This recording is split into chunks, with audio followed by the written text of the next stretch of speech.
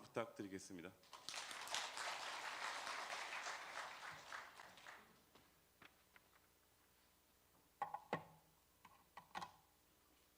네, 안녕하십니까. 바로 그 길 건너의 그 서초그랑자의 옛 그 무지개 아파트를 재건축한 그 재건축 조합에서 사무장으로 근무를 했습니다. 강민구입니다. 추진준비위원회에서 저한테 이제 그 조합 방식 관련해서 부탁을 해갖고 자료를 준비하고 그냥 말씀을 드리게 됐는데요.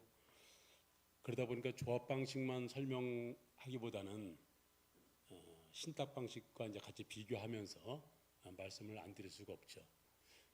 혹 제가 이제 신탁 방식이라든가 이런 부분에 대해서 많은 지식을 갖고 있는 건 아니지만 그래도 제 나름대로 자료를 찾아서 준비를 했는데 말씀드리다 보면은 신탁사 쪽에서 좀 불편한 부분도 있을 수 있지만은 그 부분은 양해를 해주시고 가능한 한 신탁사 쪽을 디스를 안 하는 쪽으로 최대한 노력을 해보겠습니다. 예.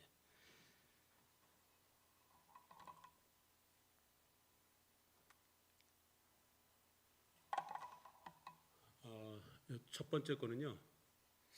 이게 먹으면 좋은데 이거 화면에 가면 안 되네. 가장 지금까지 많이 한 방법이 도시 및 주광정비법, 도시정비법이라 그래갖고요. 이거를 이제 정비 사업이라 그러거든요. 재건축, 재개발하고 그러는 것을 가장 대표적인 게 재개발과 재건축이고 재개발은 좀 그 정비 기반 시설이 좀 불량한 곳, 단독주택 같은 게 많고 골목 같은 게 많고 서울 같은 경우는 이제 강북에 많이 있죠. 이런 곳을 하는 것을 재개발이고 재건축은 정비 기반 시설이 양호한데 좀 건축물이 노후 불량돼서 다시 하는 경우 주로 이제 아파트라든지 연립이라든지 빌라라든지 이런 게 많고 예전에는 단독주택지도 재건축이라는 조합으로다가 이렇게 이제 인가를 내줬는데 지금은 단독주택 재건축 조합은 내주질 않고 거의 이제 재개발 이름으로 붙입니다. 저희야 뭐 여기는 당연히 아파트 단지이기 때문에 재건축이죠. 그래서 재건축 사업이 저기 하덜필인데 그 재건축 사업으로다가 진행을 하게 되는 거고요. 최근에 서울시 같은 경우에서 이제 이 정비 사업을 하면서 있어서 빈집 및 소규모 주택 정비에 관한 특례법 그래갖고 빈집법 줄여서 이렇게 이제 하는데요. 여기 보면은 뭐 역세권이라든지 역세권 그 재개발하는 거라든지 가로주택, 모아주택 막 여러 가지 그 사업이 있습니다. 조그맣게 좀 하는 걸 이런 인데 저는 주로 그 재개발과 재건축 먼저 그 비교를 간단하게 하면은 재개발은 사업을 시작할 수 있는 요건을 갖다가 노후도나 그 주택 접두율 같은 걸 보고 재개발은 그걸 보고 재건축은 저희가 얼마 전에 통과된 그 안전진단이라는 게 결국 이제 진단 등급이 안 좋게 나와야지 가능한 거죠. 그래갖고 안전진단으로다가 사업을 할 수 있는지 없는지 이제 기준을 정하는 거고요. 조합원의 기준은 재개발은 동의서를 안 내도 조합원으로 다 인정이 됩니다. 근데 재건축은 조합 설립 동의서를 제출하셔야 조합원으로 인정이 받고 얼마 전까지만 해도 동의서는 내서 조합원이지만은 동의서를 안 낸 분들은 조합 설립한 다음에 매도 청구를 들어갔었는데 지금 바로 매도 청구 안 들어가고 분양 신청을 안 하면은 그때 가서 좀 기간을 좀 더 줬어요. 그래갖고 그때 가서 매도 청구 진행을 합니다. 근데 재개발 같은 경우는 동의서 안 내도 조합원이지만은 최종 분양 신청을 안 하게 되면 그때 가서 이제 수용 절차를 거쳐서 청산을 하게 됩니다. 현금 청산 기준이 이제 분양 신청 여부냐, 뭐 조합 설립 동의서 여부냐고 나와 있고요. 초과이익 환수라고 있습니다. 재건축 초과이익 환수인데요. 재건축을 함으로 인해서 초과로 이익이 발생되는 부분, 이거에 대해서는 재개발은 해당이 안 돼요. 근데 우리 같은 경우 재건축은 그 재건축 그 초과이익에 대해서 재건축 부담금을 내야 됩니다. 그런 경우는 이제 따져서 내는 건데 한 3천만 원 이상 초과이익이 생길 경우 금액에 따라서 유율에 따라서 좀 틀려지는데 이따 그건 뒷부분에 가서 좀 더 제가 그 부분은 설명을 드리도록 하고 재건축은 우리 같은 경우 지금 해당이 된다. 2017년 말까지 관리처분 인가 신청을 하면은 한시적으로 이렇게 이제 면제가 됐었는데 그 이후로는 지금 그 이후로 그 관리처분 하게 되는 조합도 전부 다 재건축 조합은 해당이 됩니다. 그다음에 정비 기반 시설을 시설을 갖다가 이제 이렇게 이제 건설하게 되는데요. 재개발 같은 경우는 좀 약간 좀 공공 주도로다 그래고 공익적 사업이라 그래고 재건축은 조합이 자체적으로다가 정비 기반 시설을 조성을 해서 기부 체납을 해야 되는 겁니다.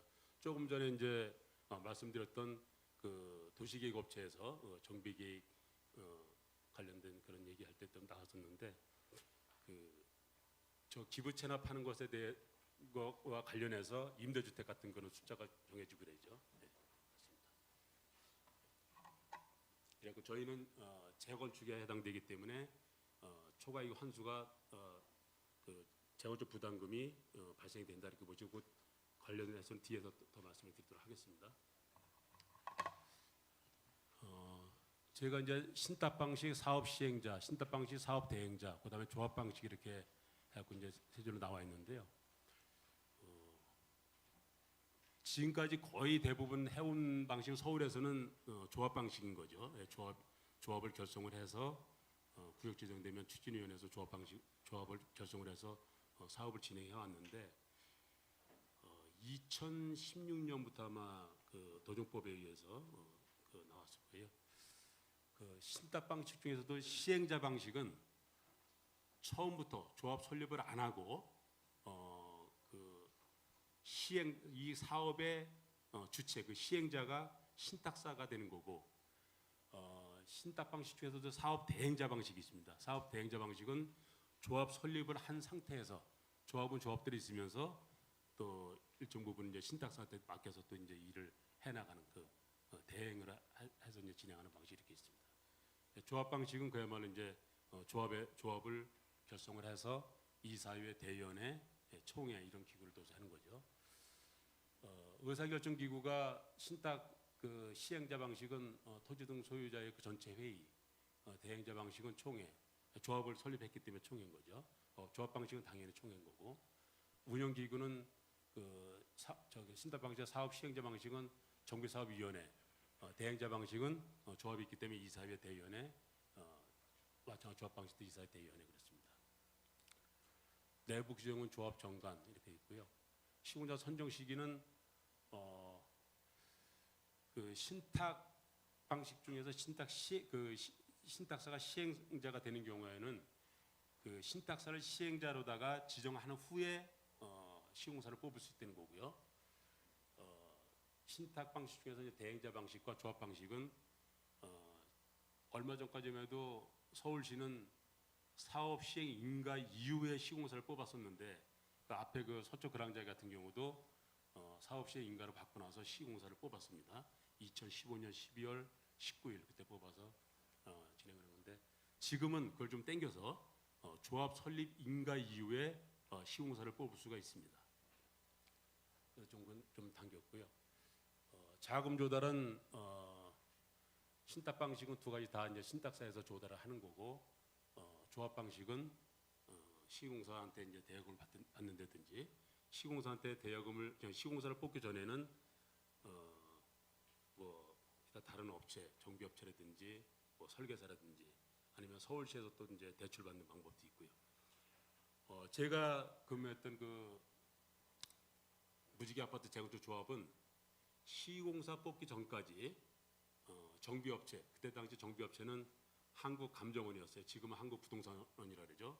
한국 그 감정원에서 일부 빌리고 설계업체한테도 좀 빌리고 그다음에 그 감정평가사들로부터도 좀 빌리고 이렇게 해서 진행을 하고 사업 시행 인가 이후 시공자를 뽑고 나서는 시공자를 뽑을 때 처음에 들어오는 그 입찰 보증금이 있습니다. 보증금이 한 몇십억 정도 이렇게 되는데 단지 큰데 또 그게 뭐 몇백억 될 수도 있죠.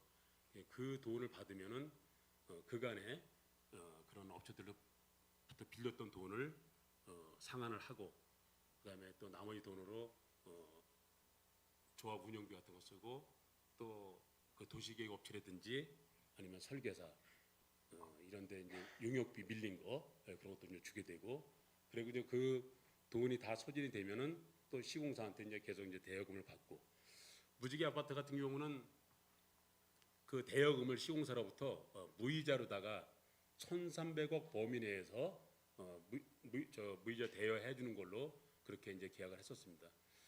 근데 실제 그 무이자 대여지만은 실질적으로는 그게 다 시공사가 무이자로다가 공짜로다 이렇게 돈을 주겠습니까? 다 이제 그 공사비에 녹아 있겠죠. 예, 그래서 그렇게 했는데 한 절반 정도밖에 사용을 못한 것 같아요. 그 1,300억 범위 냈는데 대략 한 6, 700억 정도 사용하고 그렇게 다 안 하게 되더라고요. 왜 그러면은 시공사를 뽑고 이주하고 조합원들하고 이제 분양 계약하고 일반 분양 계약하고 그러면 조합원들 분담금 내는 거 일반 분양 대금 들어오고 그러면은 그 돈이 결국은 다시 또 이제 그 시공사 공사비도 주고 대여금을 쓰이기 그랬기 때문에 그렇습니다. 그러니까 초기에 시공사를 뽑기 전에 초기 자금을 조합 방식으로 할 경우 어떻게 하느냐 그게 숙제인데 그 부분은 뒤에 가서 좀 더 또 이제 설명을 드리도록 하겠습니다. 자금 관리는 신탁 방식으로는 두 개 다 이제 신탁사에서 하는 거고 조합 방식이라면 처음엔 조합이 하다가 나중에 시공사 뽑고 나면 조합과 시공사가 공동 계좌를 만들어서 같이 이제 관리를 하게 됩니다.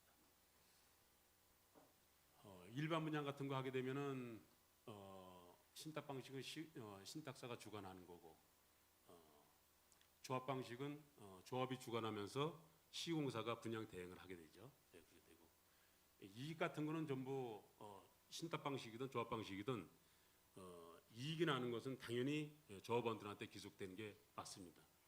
일본 이제 신탁사에서는 조합 방식으로 할 경우 그 이익이 마치 시공사가 가져가는 것처럼 하지만 시공사는 계약된 그 공사 금액 대금 그거를 가져가는 거고 그 공사 대금을 어떤 방식으로 하자느냐 무지개 같은 경우는 분양불로 거의 대부분 분양불인데 분양불이라는 게 사전적인 그런 단어는 아닙니다. 근데 분양불이라는 거는 분양이 되면 대금이 들어오면은 조합원 분담금이라든지 일반 분양 대금이라든지 그런 걸 들어오면 자기들이 그걸 그때 이제 공사비를 가져가겠다 하는 것이 분양불이고요. 일부 이제 조합들은 지금도 기성불로다가 가져가는 경우가 있습니다. 신탁사를 통해서 하면은 이제 기성불로다가 하겠죠. 기성불로 하면은 기성이 진행되는 대로 발생되는 대로 돈을 주는 거고요. 신탁사에서 아마 그렇게 기성불로다가 자기들 돈을 갖다 먼저 투입을 하더라도 제급은 그 돈은 공짜가 아니라고 봐야 되겠죠. 네. 세상에 그 재건축 하는데 여러 협력사를 뽑게 되는데 그 협력사가 무지개 조합 같은 경우도 한 5, 60개 정도의 그 협력사를 뽑게 됩니다. 그런 업체들이 조합에 영업을 할 때는 여러 가지 좋은 얘기 많이 하고 이제 하지만은 공짜로 다 해주는 데는 하나도 없습니다. 전부 다 돈이 들어가야 되는 거고 또 그런 회사들은 어느 회사든지 다 회사가 존립하려면 첫째 목적이 영리를 목적으로 하겠죠. 그래갖고 누구든지 그 돈을 벌기 위해서 오는 거기 때문에 어떤 방식이라든 공짜는 없다 이렇게 보시면 되겠습니다. 그다음에 공사 관리는 신탁 방식 같은 경우 신탁사가 공사 현황 및 설계 변경 등 직접 관리한다고 이렇게 돼 있죠. 조합 방식 같은 경우는 조합이 시공사의 공사 현황 및 설계 변경 등을 직접 관리 이렇게 했는데 제가 그 옆에 있는 CM 선정 가능이라고 되어 있습니다.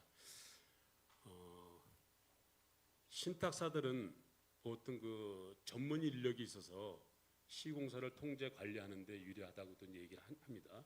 지금 제가 여기 적은 게 보면은 제가 이게 뭐 제 일방적으로 전개하는 신탁사들이 주장하고 그런 부분들을 적어놓은 거고요. 조합 방식은 또 이제 제가 경험했던 부분을 가지고 원하는데 조합 방식으로 하든 신탁 방식으로 하든 조합 방식으로 하게 되면 조합의 의지에 달려 있다고 저는 봅니다. 무지개 조합 같은 경우도 그 CM 업체를 뽑았어요. CM을 이제 컨스트럭션 매니지먼트 그래갖고 그야말로 이제 그 공사하는 그 사업 관리를 하는 건데요. 처음에 그 CM 업체 뽑으려니까는 상당히 조합원들을 이해시켜 주는데 어려움이 있었습니다. 그러면 CM이 감리가 있는데 CM을 왜 뽑느냐 이렇게 얘기하거든요. 근데 감리와 CM이 해야 되는 일은 또 틀리고 설령 중복되는 게 있다 하더라도 일부분일 뿐인 거고 CM이라는 것은 반드시 뽑아야 되는 업체는 아니지만 상당히 중요합니다. 그 무지개 아파트에서 CM은 왜 뽑았냐면은 정비업체가 한국감정원이었어요. 지금 부동산은. 그런데 아무리 그렇게 공기업이고 큰 회사더라도 업무가 소홀하면은 일을 시킬 수가 없는 거지 않습니까? 그래서 2016년도에 제가 무지개 아파트 그 사무장으로 들어간 게 2015년 말에 들어갔는데요. 제가 들어가고 나서 1년도 안 돼 갖고 그 업체를 계약을 해지를 하게 됩니다. 해지한 사유는 업무가 굉장히 소홀했어요. 그리고 자기들이 사무장인 저 같은 경우 저한테 업무를 시키려고 하는 그런 뭔가 회의 자료를 만들려면 사무장님이 하세요. 뭐 이런 식으로다가 하고 좀 이 근태도 좀 불량하고 그래서 그 업체를 계약 해지시키면서 정비업체 관련 업무를 제가 이제 주로 하면서 그때 이사회 대위원회 총회 거치면서 CM을 뽑는 것을 진행을 한 것입니다. 정비업체에 남아있던 그 한국감정원에서 남아있던 잔여 용역비로 CM을 뽑아서 시공사와의 어떤 그런 그 공사 업무라든지 그다음에 그 공사비 추가 협상 같은 거 할 때 CM 업체의 도움을 받아서 하는 것을 어떻게 내려고 그렇게 총회를 거쳐서 뽑게 됐습니다. 그래서 여기 그 무지개 아파트 같은 경우 GS건설하고 해서 이제 서쪽 그랑자이지 않습니까? 그리고 맞은편에 저희 그 맞은편에는 또 리더스원 거기는 삼성물산에서 한 거죠. 재건축을 하기 전에 우성 1차 리더스원의 그 전 아파트 우성 1차가 무지개 아파트보다 10% 정도가 같은 평형에서 10% 정도가 집이 비쌌습니다. 지금 현재 재건축하고 나서는 지금 그랑자이가 준공한 지 2년이 좀 넘었는데 거꾸로 서쪽 그랑자이가 한 10% 정도 높은 걸로 거래되고 있는 게 현실입니다. 그러면 대략 한 20% 정도를 갖다가 극복을 해서 된 거거든요. 그런데 CM을 뽑아서 관리를 해서 집값이 그렇게 이제 바뀐 건 아니고요. 조합이 그 업무를 진행하면서 저희가 우수 디자인 인증을 받았어요. 2017년도에 시공사 뽑고 나서 다시 사업 시행을 받게 해서 건축 심의 같은 거 진행하고 그랬는데 모 신탁사에서 신탁사 사업 그 대행자 방식으로 좀 하자고 제안이 와서 모 신탁사에서 그 무지개 조합에 방문한 적이 있었습니다. 그런데 저희가 그때 당시에 짧은 기간에 검토를 해봤는데 거기다 맡겨서 할 이유가 없는 거죠. 왜냐면 거기다 맡기게 되면은 그 조합 집행부가 자신이 없는 거지 않습니까? 신탁 방식이든 조합 방식이든 아까 제가 말씀드린 한 5, 60개 정도 되는 많게는 5, 60개 뭐 한 4, 50개 정도 되는 그런 업체를 뽑아서 그게 다 전문 인력들이거든요. 전문 인력들을 뽑아서 실은 관리하는 겁니다. 또 관리하고 의사결정하는 데 있어서 그 조합 방식이라면 조합 이사회에서 결정해서 대의원회 총회 걸쳐서 또 이제 결정하고 그런 건데 신탁사도 마찬가지로 신탁사가 시행자가 되면은 그 많은 협력사를 또 뽑아야 됩니다. 예. 설계사도 뽑아야 되는 거고, 시공사도 뽑아야 되는 거고, 감정평가사도 뽑아야 되는 거고, 정비 기반 시설 공사하는 업체도 뽑아야 되고, 안 뽑을 수 없습니다. 전부 다 뽑아야 되는 겁니다. 예. 그렇기 때문에 그런 의사결정함에 있어서 그때 무지개조합은 우수 디자인을 인증받는 걸로 건축심의를 준비를 하라 해서 서울시에서 건축심의를 진행하면서 우수 디자인 인증을 받은 걸로다가 건축심의를 받고 사업시행자를 받아서 그렇게 짓고 나니까는 그런 집값이 이렇게 바뀌게 되는 거죠. 우수 디자인을 넣어서 받게 되면은 60제곱미터 이상 전용 면적 60제곱미터 이상 되는 아파트에 어떤 문제가 있냐면 서울시는 벽면율의 70%만 발코니를 둘 수 있는데 우수 디자인 인증을 받으면은 그 발코니를 100% 다 둘 수 있습니다. 그래서 요즘에는 그 발코니를 확장을 해서 전용 면적을 이렇게 넓게 쓰지 않습니까? 그래서 대략 34평형 84 타입이라 그러죠.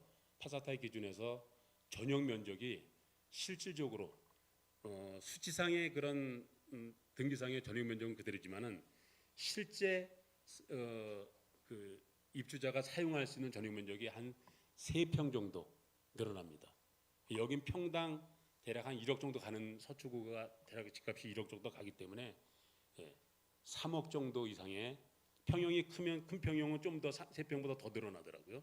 그러면 한 세대당 그 가치가 그 정도가 늘어나게 됩니다. 우수 디자인 받으면요. 그게 근데 상당히 어려운 그 당시만 해도 2017년, 18년 이때만 해도 상당히 어려운 거였어요. 요즘에는 좀 더 우수 디자인과 인증받는 그 조합들이 많이 늘어나고 있고요. 얼마 전에 제가 이제 관여하는 그 사업지에 방배 7구역이라고 있는데 거기는 서초구 건축심의를 받았어요. 규모가 크지 않으면은 서울시 건축심의를 받는 게 아니고 구심의 받는 경우가 있습니다. 그러니까 서초구 심의 받으면서 최초로 우수 디자인 인증을 받았어요. 방배 7구역 이런 데가. 그러면 거기는 그렇게 이제 60제곱미터 이상 되는 평형에서 발코니를 최대 100%까지 둘 수 있기 때문에 그 주변의 일반 아파트에 비해서 그 전용 면적이 실질적으로 확장을 해서 쓰면은 한 3평 정도 더 늘어난다 이렇게 보시면 되겠죠. 그것이 그 어떤 그런 재건축함으로 인해서 집값을 상당히 올릴 수 있는 그런 부분이 될 수 있습니다.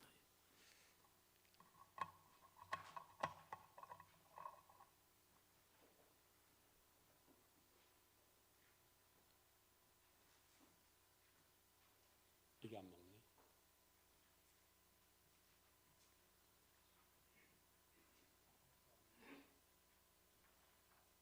이거 한번 넘겨주실 수 있나요? 네. 네. 이거는 그 도시정비법에 있는 도시및 중앙정비법 그 27조하고 28조에 있는 건데요. 신탁사들이 사업 시행자 방식, 사업 대행자 방식 아까 그랬지 않습니까?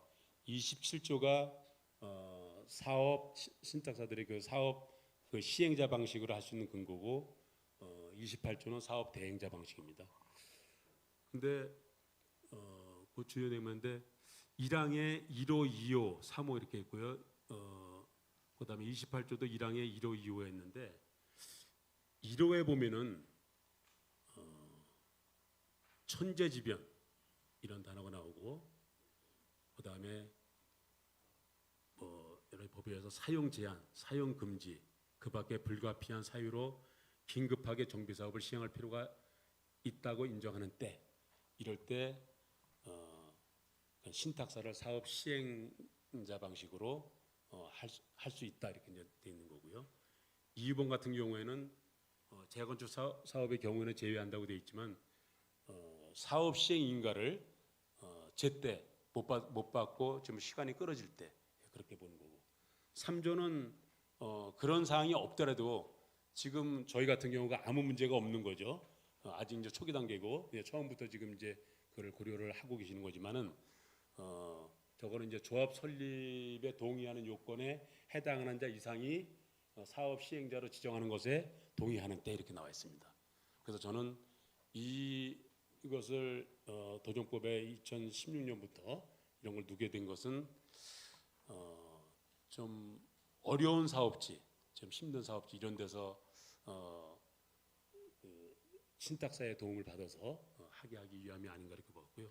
이 대행자 방식도 마찬가지로 첫 번째가 장기간 정비 사업이 지연되거나 권리관계에 관한 분쟁 등으로 해당 조합 또는 토지 등 소유자가 시행하는 정비 사업을 계속 추진하기 어렵다고 인정하는 경우 이렇게 나와 있어요. 그런데 지금 저희 같은 경우는 아직 이제 안전 진단 통과되고 아직 사업 초기 단계이기 때문에 어떤 문제가 없기 때문에 굳이 지금부터 그렇게 검토할 필요가 있을까 하는 그런 제 개인적인 그런 의견인데 그렇다 하더라도 추진위에서는 또 장단점이 있기 때문에 준비한 거기 때문에 여러분들이 잘 판단하시기 바라겠습니다. 요거는 이제 신탁 방식과 그 조합 방식의 그 장단점인데요. 조합 방식의 장점은 조합에서 그 사업 전반적인 사항을 직접 관리하고 통제한다. 그다음에 조합원 의견 수렴을 최대한 반영한다. 이렇게 돼 있고요. 개발 이익 발생 시 조합원에게 기속된다. 그리고 신탁 방식의 장점은 사업 기간 단축. 근데 그것이 최근에 여러 그 기사도 나오고 그런데 서울시에서는 또 이걸 또 끝까지 완성한 데가 없기 때문에 실제 사업 기간이 단축되는지 의문이 돼요. 저희 무지개 아파트 2017년도에 신탁사에서 왔을 때 그때만 해도 여의도에 벌써 계약을 했다, 계약 추진을 하고 있다 그랬는데 여긴 벌써 준공한 지 2년이 지났거든요. 여의도는 아직도 시공사 선정 절차가 최근에 진행되고 있는 것 같은데 그 시공사 선정 진행도 뭔가 또 문제가 생겨서 지금 또 뭐 좀 서울시에서 또 이렇게 시정 조치가 내려가고 좀 그런 일이 벌어지고 있다 그러더라고요. 그렇다면 사업 기간이 단축된다는 것도 장점이지만은 그것이 입증된 것은 없다 저는 이렇게 이제 보여집니다. 나중에 신탁사로부터 또 그게 혹시 그런 내용이 있으면은 들어보시면 될 것 같고요. 제일 큰 장점은 요 자금 조달 원활인 것 같습니다. 초기에 뭐 업체들 뽑을 때 그냥 실제 용역비를 갖다가 바로바로 준다 그러면은 조금이라도 좀 싸게 뽑을 수는 있겠죠. 근데 니네 시공사 뽑을 때까지 우리 자금 들어갈 때까지 그때까지 자금을 좀 결제가 안 되니까 그 조건으로 제한하라. 그러면 금액은 조금 올라갈 수 있겠죠. 근데 뭐 그 금액이 그렇더라도 뭐 배로 뛰고 막 이러지는 않을 겁니다. 아마 일정 부분인 거고요. 신탁사에서 가장 그 좋은 방식은 자금 조달이 원활하다 이거고요. 죄송합니다. 그다음에 전문성과 효율성이라는데요. 전문성, 효율성은 실은 신탁사가 제가 신탁 방식으로 하더라도 그 많은 업체를 다 뽑아야 되지 않습니까? 조합도 마찬가지고. 근데 신탁사에서는 이런 사업을 하기 전에는 그 인력이 실은 없었겠죠. 이런 사업을 하면서 점점 이렇게 영업을 해가면서 건설사 출신도 영입을 하고 그다음에 정비업체에서 일하던 사람들도 또 이렇게 이제 뽑아가고 하면서 이제 그런 전문 인력을 늘리는 거고 조합은 그런 전문성과 효율성이 결여되는 부분을 그 CM을 뽑는다든지 정비업체를 잘 뽑아 좋은 업체를 뽑아서 도움을 받는다든지 하면서 또 극복해 나갈 수 있는 거라고 봅니다. 그다음에 신탁 방식은 투명한 자금 관리인데 자금 관리 자체는 신탁 방식에서 신탁사만 투명하게 하는 게 아니고 조합 방식도 마찬가지로 다 회계 받아야 회계 장부 만들어서 그 외부 회계 감사도 받아야 되고 단계별로 받아야 되고 그것을 또 조합의 감사를 통해서 감사도 받아야 되고 하기 때문에 조합도 마찬가지로 그건 투명하게 할 수밖에 없습니다. 투명하게 안 하면은 다 문제가 되기 때문에요. 조합 방식의 단점은 조합원 의견 충돌 시 사업 지연. 실은 이게 가장 큰 문제죠. 그런데 조합만 그런 게 아니고 그 신탁 방식으로 하더라도 신탁사에서 일방적으로 일을 진행하고 조합원들하고 소통이 잘 안 되면은 거기서도 갈등도 생길 수 있는 거죠. 예, 충분히. 그래서 그런 조합원님들의 그 의견 충돌은 서로 의견을 들어가면서 민주적으로 이렇게 저기 집행부에서 잘 진행을 하면은 저런 건 충분히 극복을 할 수 있다고 봅니다. 그다음 전문성이 상대적으로 부족하다. 네. 실질적으로 전문성 부족한 것은 아까 말씀드린 것처럼 업체들을 잘 뽑고 CM 같은 업체를 뽑아서 또 이제 같이 협력해 나가면은 그것도 극복이 가능합니다. 초기 자금 조달의 어려움, 예, 그 부분은 제가 아까 이제 말씀드린 대로 처음에 돈이 없기 때문에 여러분들한테 거들려면은 상당히 어렵거든요.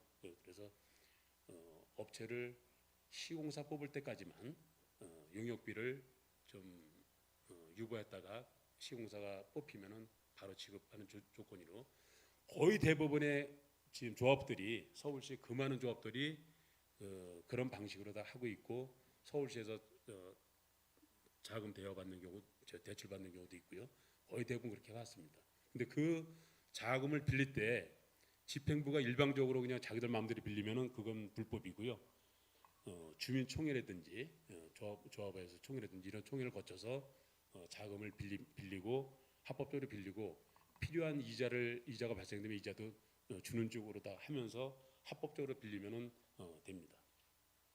투명성에 대한 논란, 이것도 이제 뭐 단점이라고 보지만은 저런 게 문제가 됐기 때문에 단점이고 저런 걸 단점하지 않고 잘 진행한 데가 많이 있습니다. 서초 무지개 재건축 조합하고 신동아 조합하고 거의 같이, 그다음에 우성 1차 조합도 거의 같이 비슷한 시기에 했는데 우성 1차도 무지개보다 몇 개월 좀 빨리 진행을 해서 준공을 했고요.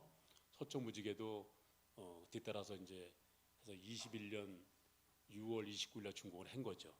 서초 신동아가 지금 아직 착공 들어가지 못하고 지금 이제 2주를 거의 이제 마무리해 가고 있는데요. 서초 신동아 같은 경우가 주민들 간에 실은 갈등이 있었고 또 집행부가 일부 그 민원상 특히 교육청 관련해서 관련된 그런 학교가 주변에 있는데 그런 학교와 관련된 그런 일조 문제 이런 걸 잘 못 풀다 보니까는 전에 그 조합장이 조합원들로부터 이제 해임을 당하고 또 새로운 조합장을 뽑고 해서 그 새로운 조합장이 또 이제 그런 문제를 풀어가면서 지금 저렇게 이제 일을 진행을 하고 있는데 또 상가 사람들과의 어떤 소송, 싸움 이런 것도 있었죠. 그러다 보니까는 그 집행부의 어떤 그 능력이 부족하고 뭐 좀 판단을 잘못하게 되면은 몇 년이 이렇게 늦어질 수가 있는 거죠. 그러니까 아마 최소 저희가 지금 준공한 지가 2년이 넘었으니까는 내년 상반기에 착공이 들어간다 하더라도 또 한 4년 가까이 걸리기 때문에 한 6년 이상 그렇게 늦어지는 거예요. 그리고 신탁 방식의 단점은 과대한 신탁 수수료. 아마 저게 여러분들이 의사결정하는 데 있어서 제일 문제가 될 수 있을 겁니다. 지난번에 제가 얼핏 여기 그 서초동 그 현대아파트 관련해서 신탁사에서 얘기하는 거 보니까요. 대략 매출액을 대략 한 1조 가까이 9천 몇백억 정도 말씀을 하시는 걸 들었고 그거의 2% 정도 그러면은 대략 한 200억 가까이 되거든요. 그 정도가 이제 수수료가 발생된다는 게 이게 가장 신탁사의 단점이고 조합원 그 의견 수렴이 저하된다. 그런 걸로 인해서 또 다른 분쟁이 생길 수가 있는 거죠. 그런 부분을 어떻게 이제 해결할지 이제 그런 부분이고 서울에서는 지금까지 준공까지 간 사례가 없다. 그리고 제 경험으로는 저희한테도 제안을 했었는데 저희는 거부하고 조합 방식으로 계속 끌고 왔는데 벌써 준공을 했는데 여의도 같은 데라든지 목동이라든지 꽤 오래전에 계약 체결했는데도 아직 착공한 데가 거의 없는 것 같아요. 준공은요. 그래서 시간적으로 다 단축한다는 것도 실은 그분들의 주장인 거고 실질적으로는 그게 과연 맞는지는 모르겠습니다. 그다음에 토지 소유자 75% 동의가 필요하다. 저거는 뭐 어차피 아까 얘기한 그 조합 설립에도 75% 동의가 필요한 거기 때문에 신탁 방식으로 하려면은 그리고 토지 면적의 3분의 1을 신탁을 여러분들 그 토지 면적의 3분의 1을 신탁을 해야 되는 게 있었는데요. 그거는 올해 그 9월 26일 부동산 대책에서 그거는 좀 삭제했더라고요. 빼줘갖고 신탁사들이 그것 때문에 상당히 어려움이 있었는데 그 토지 신탁하는 것은 3분의 1 신탁하는 것은 9월 26일 그 부동산 대책에서 빠졌다 이렇게 보시면 됩니다. 그리고 이 밑에 이제 좀 작은 글씨가 있는데 거의 대부분 제가 말씀드린 거고요. 맨 밑에 보면은 사업 초기 MOU를 체결했다가 MOU가 그야말로 정식 계약은 아니고 이제 일종의 가계약하는 식으로다가 하는 건데 저거를 했다가 기대와 달리 사업이 지연되거나 본 계약에 앞서 계약 조항 등을 놓고 갈등이 불거지면서 조합 방식으로 선회하는 사례가 많음. 그래갖고 이 강남권에 보면 방배 3호, 신반포 4차, 방배 7구역, 압구정 5구역, 3위 그리는 저쪽 강동구입니다. 강동구에 있는 이런 데서 계약을 해지하는 그런 사례가 있다는 것을 또 저것도 제가 이제 신문 기사에서 본 거고요. 실제 제가 여기 또 관여하는 그 조합에 왜 이런 기사가 났는데 여기는 왜 MOU를 맺었다가 계약을 해지했냐 그랬더니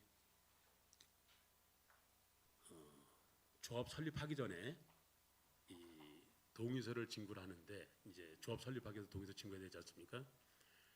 근데 동의서 진구를 거의 못해서 제자리 걸음으로다가 몇 개월이 흐르고 막 시간은 가고 그랬는데 그래서 빠를 줄 알고 이제 거기다 맡겼는데 빠르지가 않아서 해제했다 그러더라고요. 그거는 제가 이제 지난주 며칠 전에 지난주가 참 이번 토요일이니까는 며칠 전에 제가 그건 확인한 사항이었습니다. 모 조합에서. 그래서 신탁사들이라고 뭐 주민들한테 동의서 진구하는 것을 신탁사가 직접 하지는 않고 그것도 마찬가지로 또 뭐 정비업체 같이 이제 다니는 정비업체라든지 이런데 도움을 받아가면서 할 수도 있겠죠. 근데 여러분들이 직접 하나 신탁사도 맡겨서 하나 동의서 진구하는 것은 쉬운 문제가 아니기 때문에 그런 문제에서 아마 좀 문제가 됐던 것 같습니다.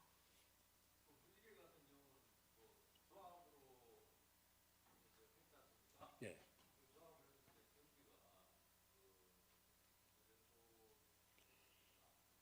신탁 수수료하고 비교한다면요, 조합 방식으로 하면은 조합 운영비가 주로 들어가겠죠.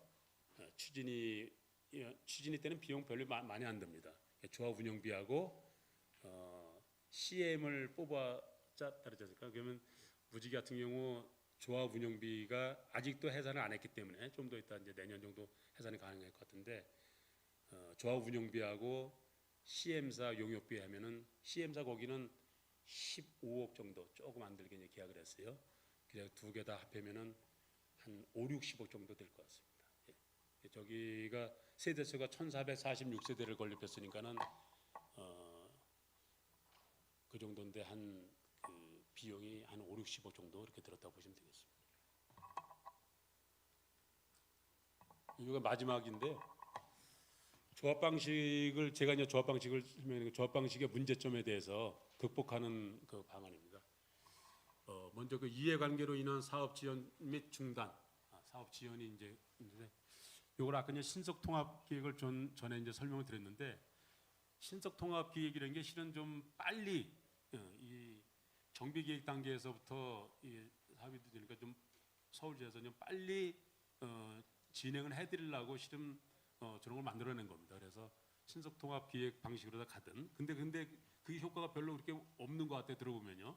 신속통합기획을 신청을 해서 뭐 주민 동의 30%보다 신청을 해서 그걸 되면은 그쪽으로다가 최대한 빨리 이제 진행할 수 있는. 그래서 제가 듣기로는 한 몇 개월 정도 빠른 거지 뭐 몇 년씩 빠른 것 같지는 않습니다. 여기요.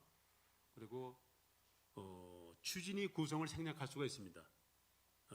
정비 계획을 짜서 정비 구역이 지정되고 그러면요, 조합을 설립하기 위한 추진위원회를 구성한 거거든요. 그런데 동의율이 75%가 되면 저기 쉽게 동의가 조합 설립 동의가 75%가 쉽게 될 것 같으면은 추진위 구성을 생략하는 그런 동의서를 받아서 조합을 바로 설립할 수도 있습니다. 저는 그것을 권합니다. 예.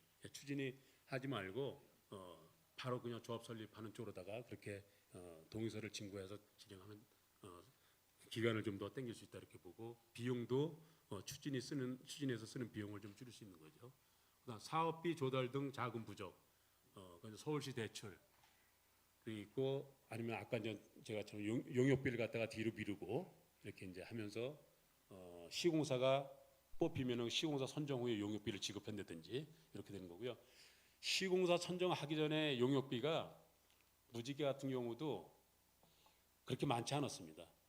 도시계획업체하고 정비업체하고 설계업체 이 정도고, 감정평가 용역 수수료부터는 감정평가가 종전감정평가하는 게 있고 종후감정평가하는 게 있어요.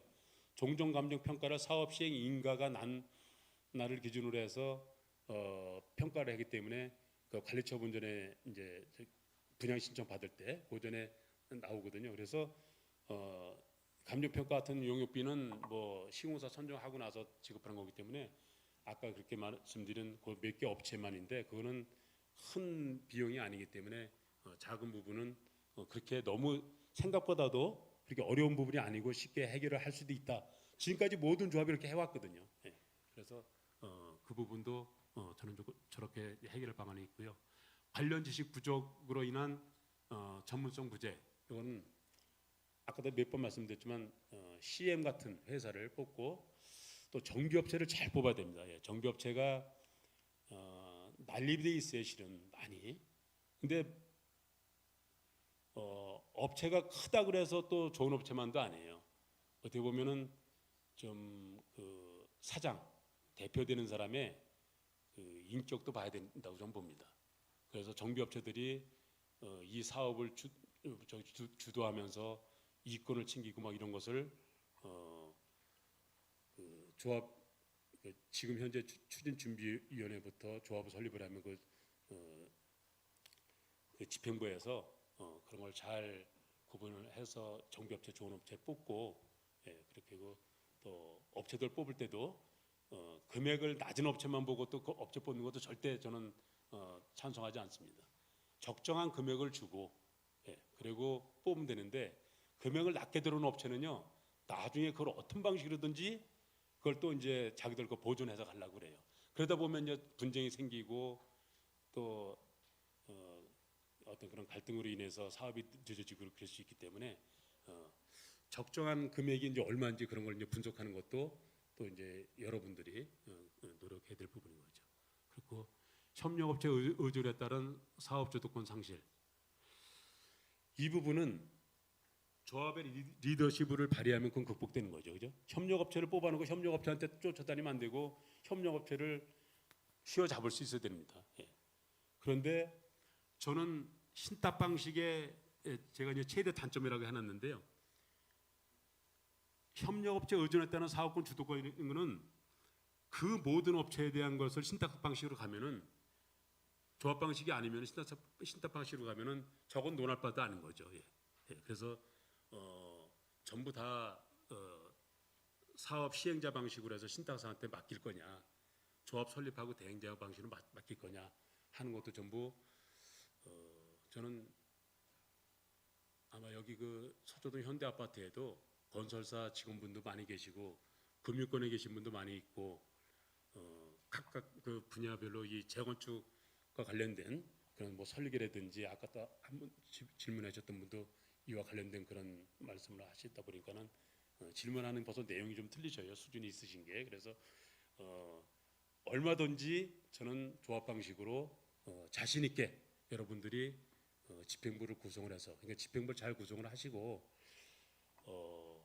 그다음에 감사님들을 잘 선정을 해서 진행을 하면 어떨까 하고요. 자금 문제는 해결한다 하더라도 조합 집행부의 비리, 조합장의 비리는 어떻게 할 거냐? 또 그걸 무서워하는 분이, 그걸 두려워하시는 분들도 있어요.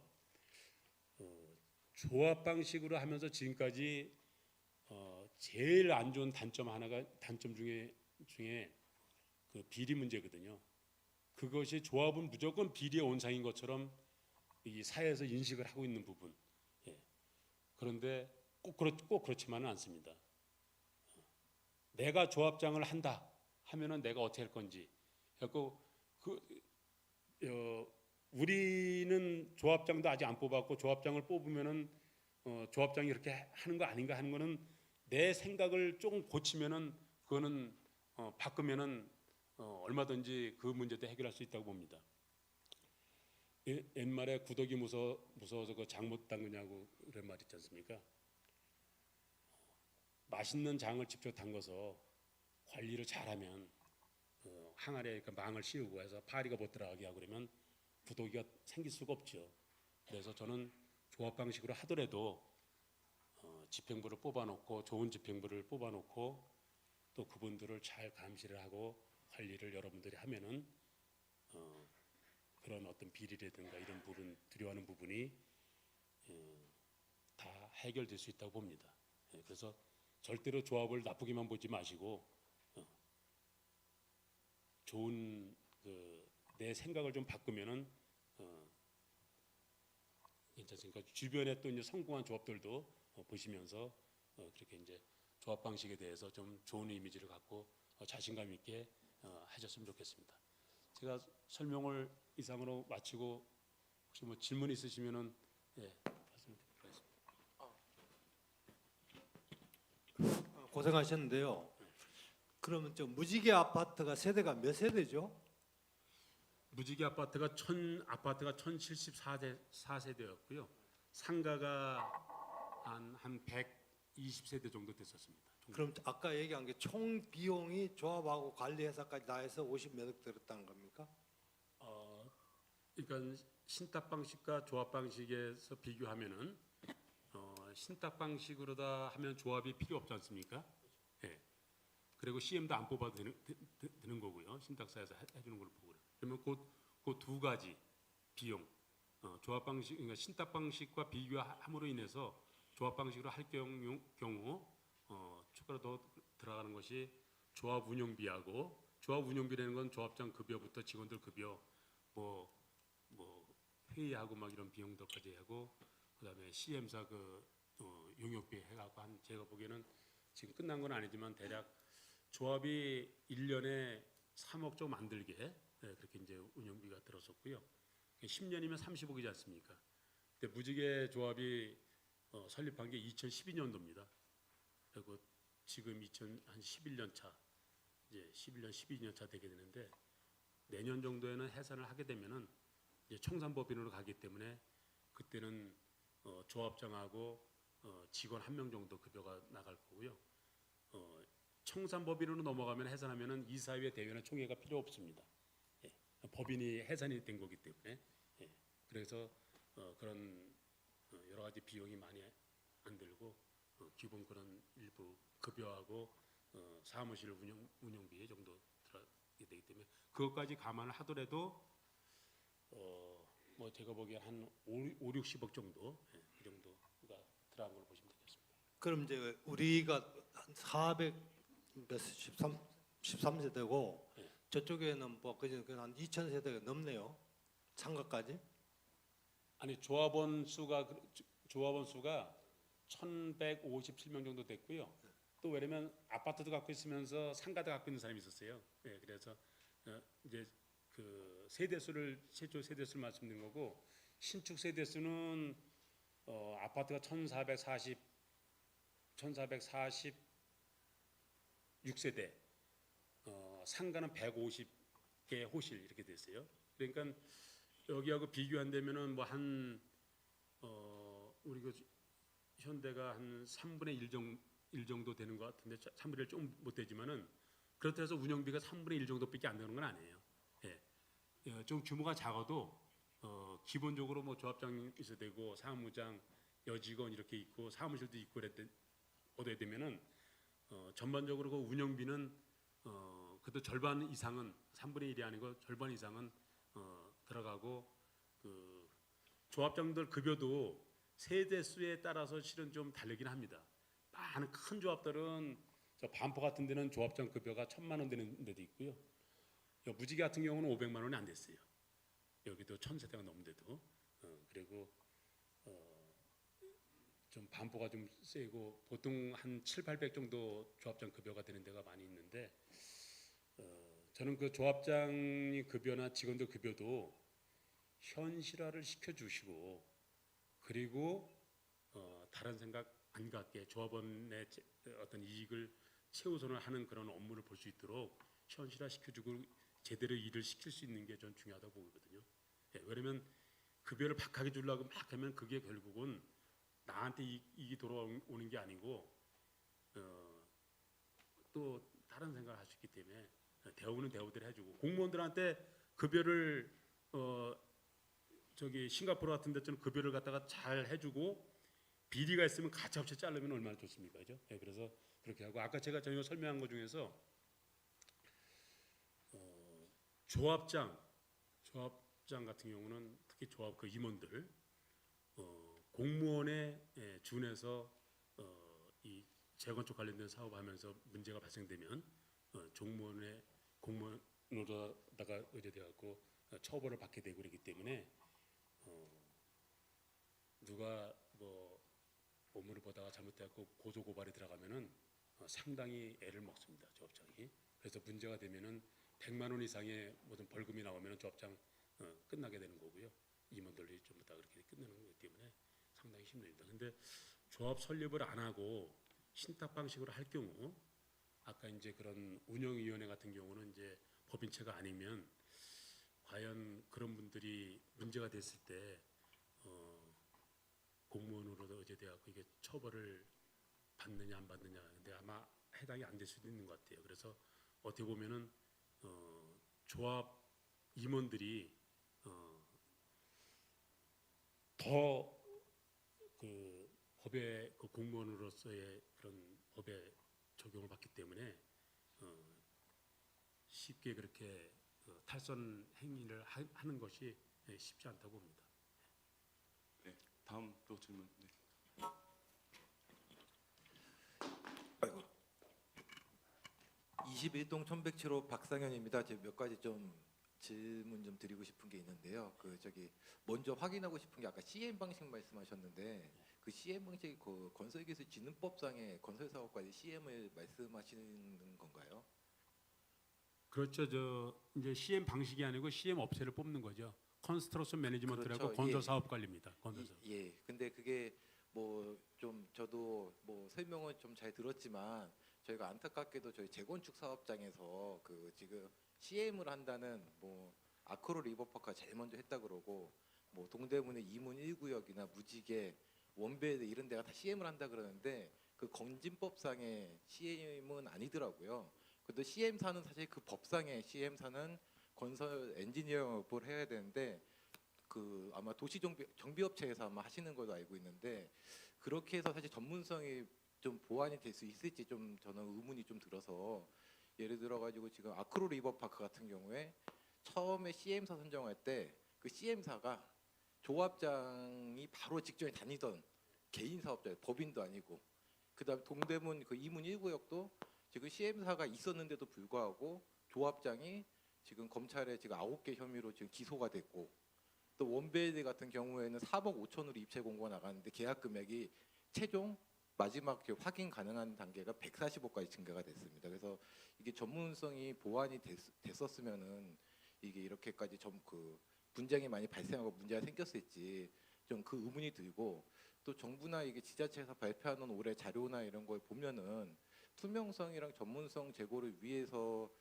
이렇게 어떤 신탁 방식이나 이런 거에는 인센티브를 주고 계속 이제 규제를 완화해 주는데 시행 방식으로 한다는 얘기는 없거든요. 사실 그게 어떤 건지법상으로는 이게 광역공사에만 의무로 되어 있기 때문에 민간에서는 사실 어떻게 신용만 하고 의무와 책임이 없기 때문에 그렇게 하는 거라고 생각이 드는데 좀 그거에 대해서 한 가지 좀 여쭤보고 싶은 사항이 있고 두 번째는 아까 이제 말씀한 경제성 부분에 에서도 지금 한 3억 좀 안 되게 들었다고 하시는데 그 저희가 이제 뭐 다른 데로 확인해 본 걸로는 어쨌든 한 3억에서 한 5억 정도 조합 방식이 그 경비가 들어갑니다. 인건비, 운영비, 뭐 업추비, 용역비, 뭐 법률 분쟁비 이렇게 해서 한 5억 가까이 지금 들어가는 것도 알고 있고 또 정비계획 시작부터 조합 해선까지 발표 자료에 따로 통계에 따르면 14년입니다. 평균이. 그것만 해도 한 5, 60억 이상이 들어가고 거기에 아까 말씀드린 CM 같은 경우도 CM만 해도 아까 15억에 계약하셨다고 하지만 그 정상적인 건지법상에 하면은 설계비보다도 더 들어가면 100억이 훨씬 넘게 들어가게 되거든요.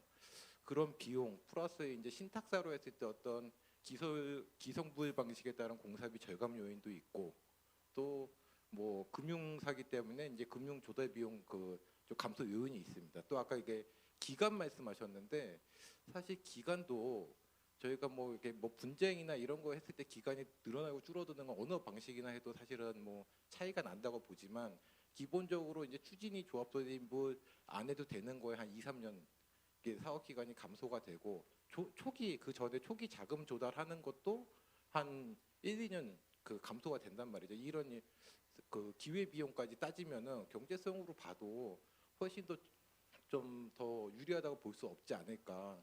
그렇게 되는데 그 한 전문성이랑 경제성 부분에서 한번 좀 말씀 좀 의견 좀 여쭤보고 싶습니다. 저는 실제 무지개 조합에서 사용한 그런 비용을 말씀드린 거고요. 저희 같은 경우 조합장님이 급여가 500이 좀 안 됐다고 말씀드렸죠. 400 몇십만 원이었고 450 정도였고요. 사무장인 저는 330. 자급박한 거거든요. 그리고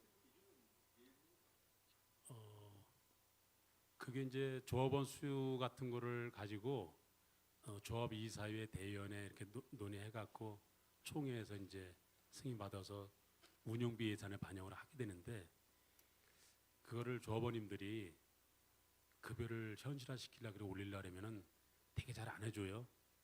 예. 근데 그게 실수다 이거죠 저는. 그거를 좀 더 현실화하고 좀 전에 말씀하신 것처럼 3억에서 5억 정도 드는 연간 그런 조합이 이 무지 같은 조합도 그렇게 드는 게 정상일 수도 있어요. 근데 저희는 여하튼 3억이 좀 안 들게 항상 그렇게 이제 운영을 해왔고 그리고 CM 같은 경우도 아까 말씀드렸는데 정비업체 한국감정원을 짜려고 잔여 용역비를 해서 저희 15억 정도인데 그렇게 안 한다 하더라도 저는 30억은 넘어가지 않게 뽑을 수 있을 자신이 있어요. 무지개 같은 저 정도 규모였다면. 그런데 CM을 뽑으면은 전체 공사 관리를 전부 다 할 수는 없습니다. 배치되는 사람이 저희 같은 경우는 여기가 그 시공사 뽑을 때 GS건설하고 삼성물산하고 경합을 했어요. 실질적으로 이제 싸웠어요. 저 신동아 같은 경우가 지금 사업이 늦어지고 있는데요. 저게 실수가 시공사 뽑을 때 경합이 안 됐습니다. 시공사들이 쉽게 말하면 짜고 하는 것처럼 해갖고 대림이 됐는데 조합이 그건 잘못한 거거든요. 경합을 시켜야 됩니다. 예. 경합을 시켜서 그래야지 좋은 제안서를 내고 좋은 조건을 내고 그래서 삼성이 당시에 2015년도에 그 시공사 뽑을 때 삼성이 경영권 문제로다가 영업을 좀 소홀히 했었어요. 이 강남 쪽에서는 삼성 아파트가 거의 돼버리지 않습니까? GS가 이 근처에 GS 자리가 없었어요. 그런데 그 틈에 GS가 또 여기를 올라 그래고 삼성이 삼성물산의 힘을 저기 그룹에서 빼갖고 영업을 좀 소홀히 했는데 나중에 안 될 것 같으니까 정식으로 또 붙어갖고 경업했는데 7대3으로 GS가 이긴 겁니다. 그러니까 삼성의 자존심도 상한 거고 그랬는데 제가 이 말씀을 왜 드리냐면은 CM을 뽑고 CM사하고 조건을 좋은 사람을 배치 좀 해달라 했는데 그 CM사가 삼성물산 출신 CM 단장을 배치를 했어요. 그러니까 CM 단장이 처음에 와서 자기가 나온 그 모회사의 삼성에 GS가 이제 망신을 준 거지 않습니까? 경합하다 해서. 그래서 제가 제대로 한번 저기 CM 관리 업무를 수행하겠다 해서 정말 GS 봐주지 않고 쩔쩔매도록 해서 저희가 시엠사가 가장 큰 일을 해주는 게 뭐냐면은 공사비 변경해서 올라올 때 그거를 제대로 조정을 해야 되는데 그거 조정을 모르고 무조건 깎으면은 시공사가 안 들어주죠. 그런데 알고 덤비면은 시공사도 어쩔 수가 없는 겁니다. 그렇게 해서 저희가 한 1,000억 가까이 올라온 그 공사비를 절반 정도 깎았고요. 아마 그 CM 단장이 삼성 출신이 아니면은 저희도 모르게 뭐 어디 GS하고 연결돼 있으면은 그렇게 안 했을지도 모르죠. 그래서 여기에 누가 어떤 CM 회사 아무리 뭐 큰 회사 뭐 한미 뭐 어디 뭐 이렇게 큰 회사보다도 저는 그 CM 단장이 배치되는 사람이 중요하다고 보고요. 그래서 기술적인 것은 그 CM 단장이 맡고 그다음에 금융 같은 이런 부분에서 또뭐 ESC라든지 그 금융 관련된 부분들 이자율 같은 거 올리고 그런 부분들은 또 제가 계산을 하고 해서 시공사가 정말 뭐 허튼 돈 하나도 못 가져가게 저희가 다 방어를 했습니다. 그렇게 해서 저희가 지금은 공사비가 많이 올랐지만요. 470만 원대에서 저 서쪽 그랑자를 진 거예요. 예. 리더선이 저희보다 단가가 좀 더 비쌉니다. 근데 저희는 조합원들한테 전부 다 그 외산 독일의 그 해커 주방 가구도 전부 다 기본 설치해주고 하면서 공사비를 그렇게 이제 억제시킬 수 있었던 것은 CM의 도움을 받아서 그렇게 한 겁니다. 그리고 아까 제가 좀 후반부에 말씀드린다고 하다 못 드린 게 재건축 부담금이요.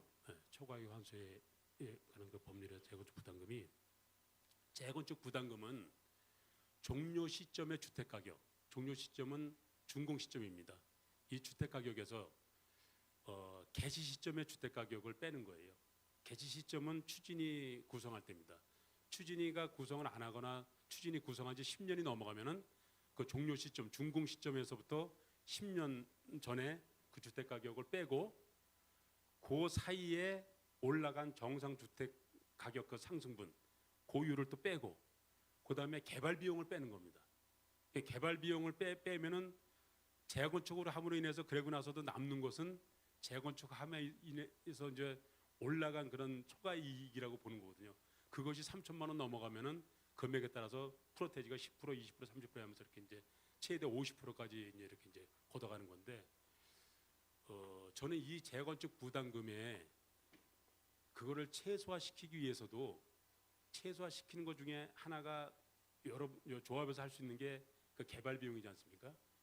여기가 지금 단지가 그렇게 크진 않지만 고속도로 서울 오다 보면 좀 우성 아파트 다음으로 두 번째로 이제 또 저긴 또 산고개 넘어와서 어떻게 보면 서울 실질적으로 시내 들었으면 첫 번째 아파트가 되는데 이 아파트가 나중에 지하하게 되지만은 그래도 지상도 도로가 그대로 있을 걸로 알고 있어요. 단지는 작지만은 우수 디자인 인증을 받고 정말 외관 같은 것도 멋지게 해서 투자를 해서 그 비용을 투자를 해서 집 가치는 올리고 또 저 부담금은 최소화시키거나 안 낼 수 있도록 하면 얼마나 좋겠습니까? 그런 의사결정은 조합 방식으로 하면서 가능하지 신탁 방식으로 하면 신탁사가 과연 그렇게까지 챙겨줄까 하는 그런 의문은 있습니다. 물론 신탁사들은 그렇게 할 수도 있겠죠. 근데 굳이 사업 기간을 이렇게 많이 늘려가면서 사업 기간도 저는 2주 하고 관리 처분 끝나고 2주 하고 사업이 제되면 안 돼요. 그때는 정말 비용이 많이 듭니다. 이주비 대출 받아가지 또 공사 안 하면 시공사 그 착공 못하면은 그 물가 상승 반영되지 그렇기 때문에 그 전에 2주 하기 전에는요 조합 운영비 정도 그 정도가 좀 더 드는 거지 그건 큰 돈이 아니거든요. 그래서 최대한 좋은 그 건축 심의를 받고 사업 시행가를 받고 그리고 2주를 하게 되면은 신속하게 지체되지 않게 지금 방배동에 단독주택을 재건축하는 그 몇 개 조합들이 특히 방배 5구역 같은 경우 지금 철거해놓고 지금 몇 년이 된 건지 모르겠는데 지금 아직 사업을 못 하고 있지 않습니까? 한 달에 이자가 몇십억씩 나간대요. 예.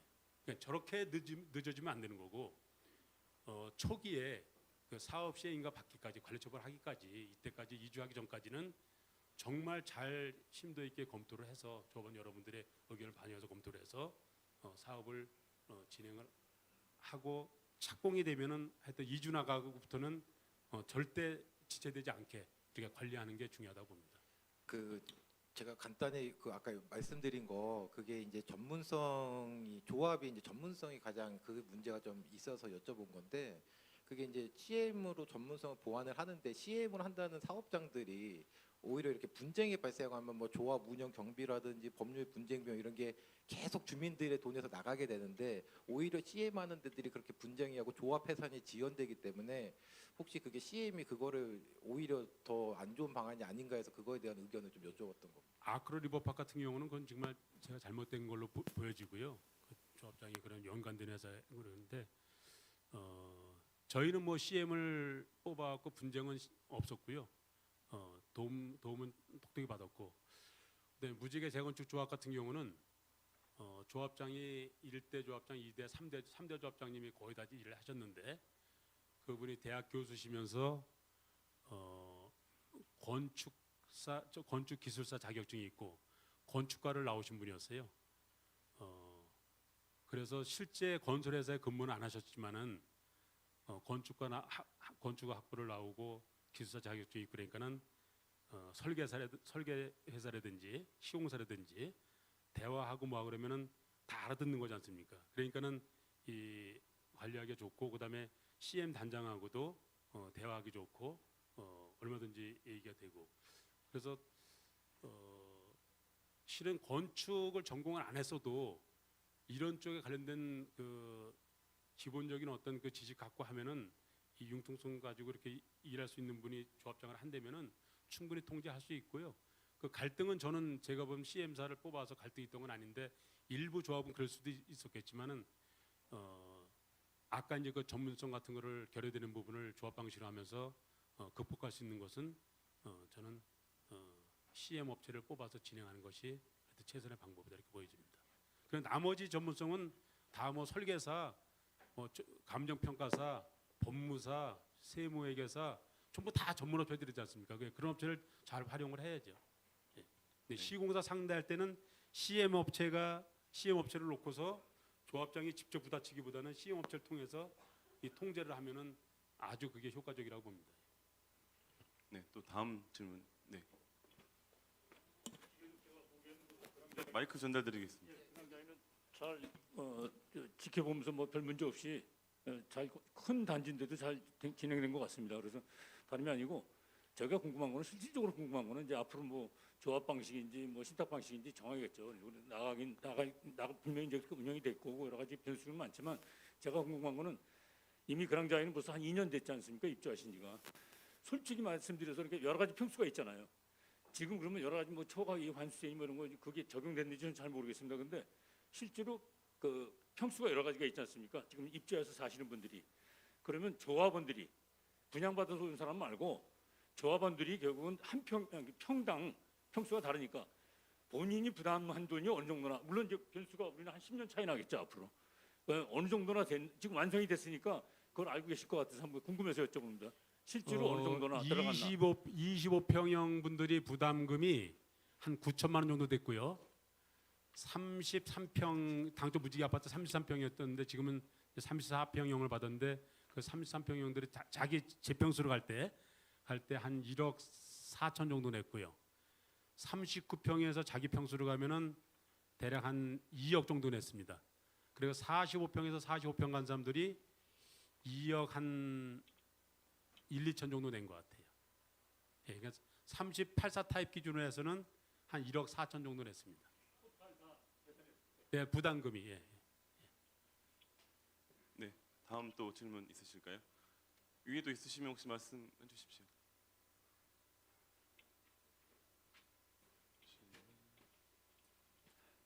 저도 질문상인데 사실 저희가 소규모 단지니까 그 능력 있는 조합장이 올 수 있을 만큼 이제 매력적인 단지인가 저는 그게 제일 궁금하거든요.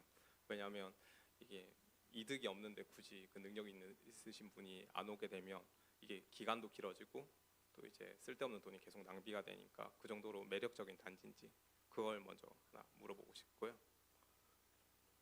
그거 먼저 좀 답해 주시면 네. 감사드리겠습니다. 서초 무지개 같은 경우 있지 않습니까? 조합원 중에서 변호사가 셀 수 없을 정도로 많고 대학 교수도 그러고 판사도 있고 제가 알기로 대법원 판사도 있던 걸로 알고 있어요. 그다음에 검사도 있고 그런데 그 중에 변호사 한 분이 감사를 맡은 적이 있었어요. 근데 감사로서 조합에 그 감사 의견서를 내면서 실수를 한 경우가 있었어요. 이제. 그래 그 사건으로 본인이 민망해서 그랬는지 사퇴를 하는 일도 있었고요. 그런 어떤 전문직이 많이 있는 사람보다 저는 사업을 해본 사람들이라든지 아니면은 어느 정도 뭐 한 5, 60대 정도 막 이렇게 70대 정도까지도 이렇게 사회 경험이 회사 생활을 했던 뭐 건설회사든 아니면 제조업이든 어느 하시면서 이 경영하는 그런 능력, 마인드 이런 게 있으신 분은요 조합 운영하는데 의사결정하고 그러는데 그 업체들을 이렇게 관리해가면서 업체들한테 도움받아가서 하는데 저는 그 사람의 인격만 잘 돼 있으면은 문제 없다고 봅니다. 예. 그러니까 어디서 누구 좋은 사람을 꼭 초빙이 안 하셔도 여기 현대아파트 지금 한 413세대인가 그렇게 되는데요. 여기에도 꽤 좋은 직장 다니는 분들도 많이 계시고 그런데 근데 좋은 직장 다니시는 분들이 현재 직장 다니시는 분들은 조합장 안 하려고 그러시죠. 직장 다니면서 할 수가 없지 않습니까? 그런데 이미 이제 은퇴하신 분들이라든지 아니면 은퇴를 안 하셔서도 시간이 되시는 분들은 얼마든지 할 수 있습니다. 무지개 조합 같은 경우는 대학원 그 법전원이라는데 대학원에 다니시면서 교수면서 시는 서울 시립대거든요. 시립대가 서울시가 재단이기 때문에 서울시에서 겸임 허가를 받아서 그러면서 일주일에 대학원이다 보니까 뭐 한 오후 6시 이후에 저녁 시간에 수업하는 경우가 많았고요. 일주일에 이틀 정도. 그리고 또 방학 때는 뭐 나가시지 않고 그러면서 저같이 조합을 이렇게 이제 운영을 하면서 하는데 커다란 그렇게 문제가 없었고 CM이나 업체들 각각 도시계획 업체부터 업체들이 일을 하는 거 보면은 그거 판단할 수 있는 능력만 되면 어느 정도 되거든요. 그래갖고 잘못 나가는 방향으로 가면은 잘 가게끔 회의해가면서 이렇게 이제 끌어주고 잘못해서 도저히 안 되겠다 그러면은 저희가 한국감정원도 잘랐지 않습니까? 큰 회사도 법적으로다가 부당하다 그래갖고 법적으로다가 제기하라 그랬어요. 근데 하지 못하더라고요. 그러니까 그러니까 어떤 판단력이 있으신 분이면은 충분히 되고 여기 현대아파트는 뭐 저는 얼마든지 조합장 같은 거 임원들 하실 분들 넘쳐날 거라고 봅니다. 또 질문 있으실까요? 그러면 네. 그만. 네. 제가 뭐 이런 자리를 많이 안 가져봐서 세련되지 못하게 말씀을 드린 부분이 있을 수 있습니다. 예, 그러면 좀 양해를 부탁드리고 지금 끝까지 이렇게 경청을 해주셔서 대단히 감사합니다. 예.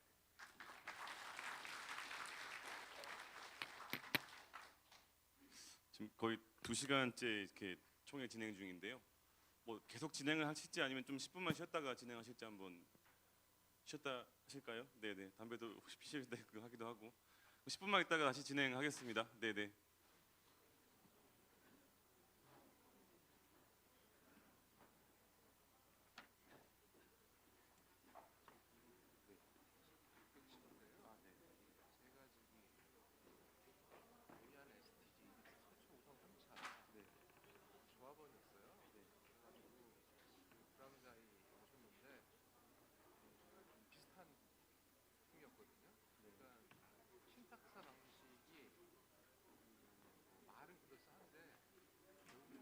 보니까 세대 단지에 대해서 세밀하게 할지에 대해서 좀